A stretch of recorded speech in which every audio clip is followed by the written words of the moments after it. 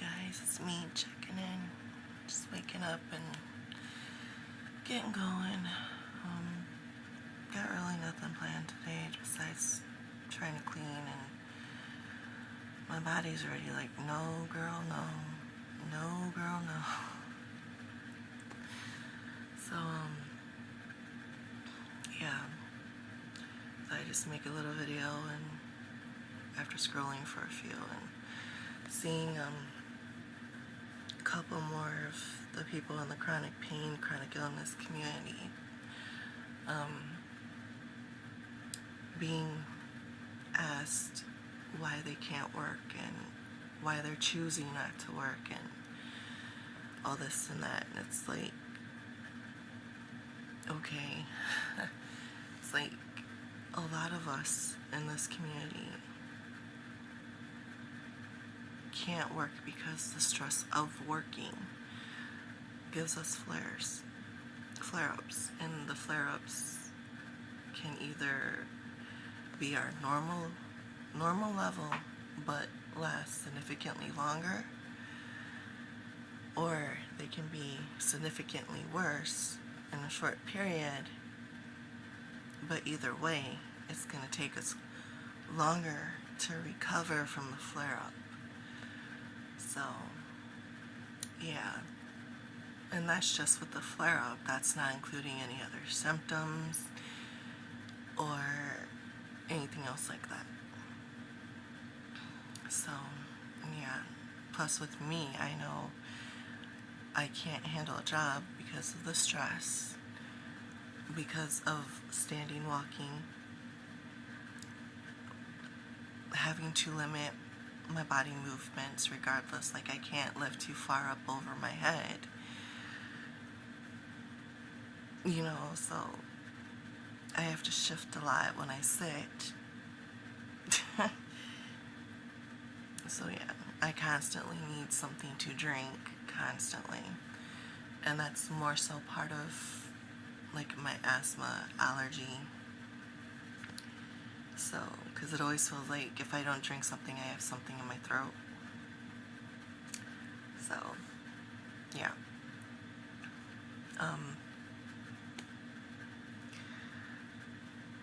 yeah, I have to eat smaller meals and or snacks throughout the day.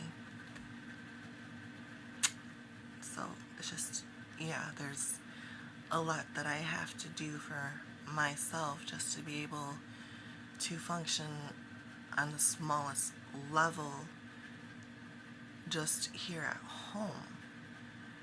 So to put a lot more on that just to wake up and get ready to go to work, whether it be sitting here at home or at another facility,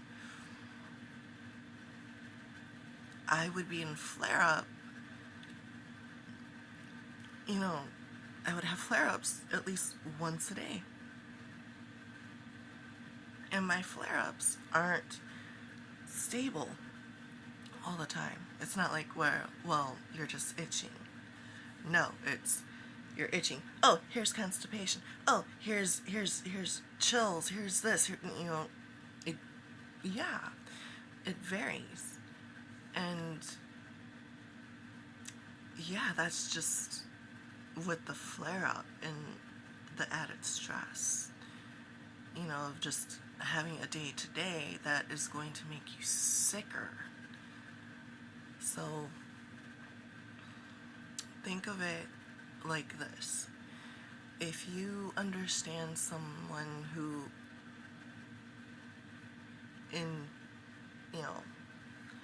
back in the 90s, let's say, early 2000s, where if someone got cancer, it was if you went on radiation and or chemo, you were automatically going to lose your hair type, situation. As to where now, chemo and radiation, it's less likely that you will lose your hair.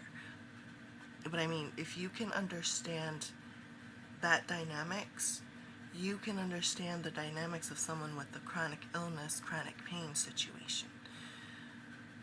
Because, it's just that process of putting it to something that you already know, so that way you can learn it and say, okay, I understand it now.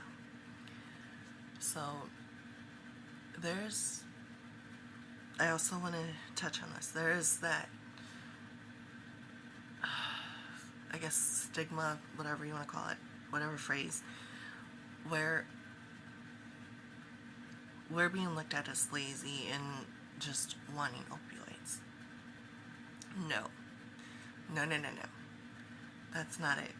We're not lazy. We don't always want to choose opioids. Opioids would help a lot with our pain issues and some of our other issues, but we wouldn't want to survive on it. We would want to take it as we need it. Like, let's say you get a really bad headache, you would reach for some aspirin, Tylenol, Aleve, Advil, whatever, right? But you don't take it 24/7. You just take it when you're getting your headache. So why can't chronic illness patients do the same with those opioids? Have it on hand, and when they really need it, it's right there where they can just open the bottle, take one pill, and say, okay, I'm going to be all right. Think about that. So, and we're not lazy. We are listening to our bodies because we don't want ourselves getting sicker and worse. And a lot of times, it doesn't really help either way. And we have to push through our day just to do normal housework stuff and basic hygiene stuff. I know there's people who are really curious and want to know. And I know there are people out there who are completely opposite, who want us to stop faking, stop pretending, and get back to work. We have to take everything we do with a grain of salt, because that grain of salt will tip the scales. Just like with anyone else. One day you could have a good day, and the next thing you know is tomorrow you wake up with the flu. Same thing with us. It's just those, what you would figure as your normal, your baseline, ours is at the roof. And when our flare-ups come, move it up to the Empire State Building type deal. As to where you're just still, 1, 2, 3, 4 levels. Ours is in the double digits, into the hundreds type levels. So, yeah, just try to put what you're trying to learn with us in the chronic illness, chronic pain communities. Put it with something that you already know. And you'll understand it a lot better. There's a lot of different ways to describe it. But only you can figure out what is going to work for you to understand this community a lot better. And, it's not all set in stone either. Each one of us has different things that work for us. Not every single thing is going to work for every single one of us. So, yeah. So, for those of you who are really curious, yeah, add it, or, put it to what you know already. For those of you who aren't curious and are being rude and bullying, okay? Alright, guys.